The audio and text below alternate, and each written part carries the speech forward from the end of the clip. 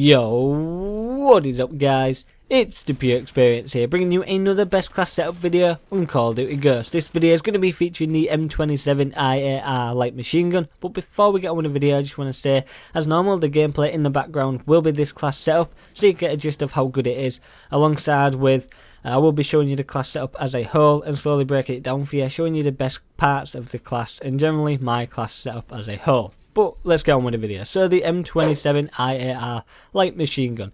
It is possibly known as the best light machine gun and the most popular light machine gun. A lot of people do use this weapon, and this is the reason why.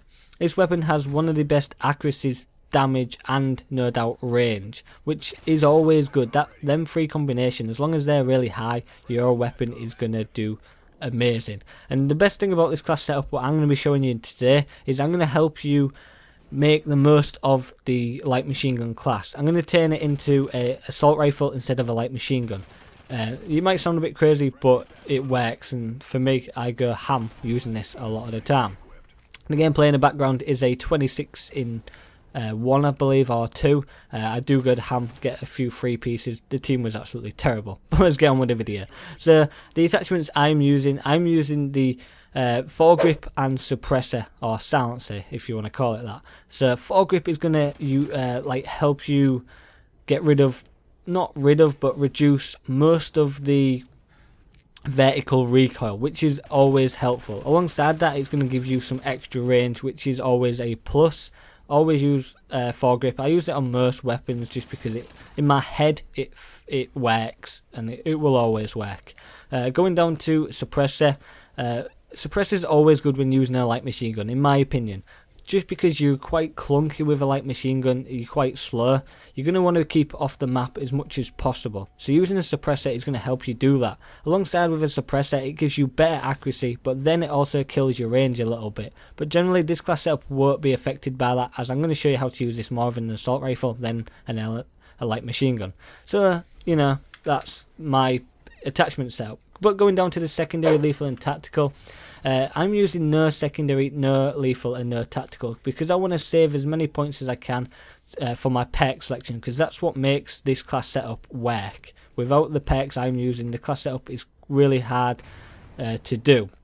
So I've got nothing in those three spots. But going down to the perks, so the perks is going to help a lot. This is what makes this class setup work at its best, just because I utilise everything I need.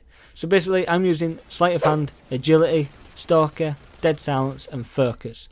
So I use sleight of hand obviously because it's going to take some time reloading, but you don't really have to reload as often, as your gun does have 100 bullets. But when you do need to reload, sleight of hand is going to help you, because you'll reload in the click of a finger. It's nice and quick. It's going to help you get straight back into them gunfights after reloading. Otherwise it'll take the mick without it. But going down to agility. Agility is a big plus. You should always use agility on a light machine gun class, just because it's going to increase your movement speed, and this is going to help you get around the map much quicker than you would normally, and no one likes to be slow, or I hate to be slow. So I'm using agility to get the best of the speed, and generally it's going to help me get across the map. So going down to stalker. Stalker again is going to help me get across the map. As you know, you can aim down your sights while moving left and right. As well as that, it's going to make you a harder target to hit when you're strafing in a one-on-one gunfight. And you shouldn't have any problem with this class, because it will tear up.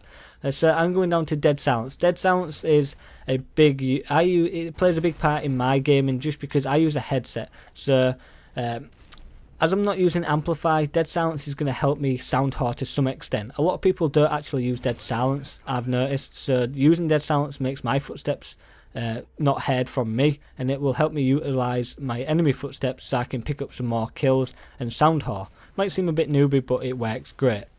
Going down to focus. Focus is a big part in any customization. You need to have it. It's going to help you when you're 9 out of 10 gunfights, just because you've got it reduces your flinch, and it also reduces weapon sway when aiming down the sights. Big plus. I always use it regardless.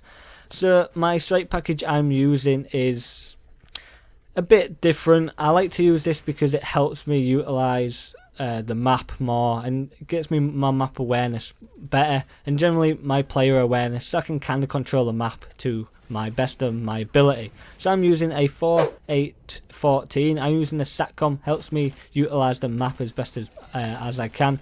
Ballistic vest helps me sponge, as well as it helps my teammates out as well if they pick them up. It's always a good one to use, that I like it. And the Oracle 14 kill streak, or a 14 point streak, always a big help, just because you can see people through the walls when you do get it, and generally it's a big help. It helps your team out, it helps you out, and you can just go to ham and destroy the enemy. But anyway guys, if you like this video, please drop a like and a comment. Thanks for watching, and I'll see you guys next video.